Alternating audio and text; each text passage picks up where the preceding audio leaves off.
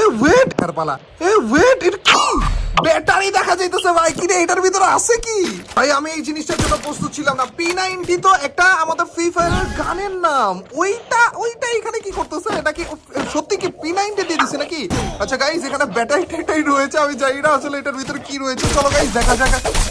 OMG ভাই ভাই ভাই ভাই ভাই ভাই ভাই ভাই, এটা কি আসলে আমাদের P90? ভাই P90 এর স্কিন, আর এটা ব্যাটারি দিছে কেন? তার মানে কি এটা চলবে? এটা আমি তো ভাই ভাই ভাই ভাই আমি দাঁড়াও, আরো কিছু আছে নাকি? বক্স তো অনেক বড়।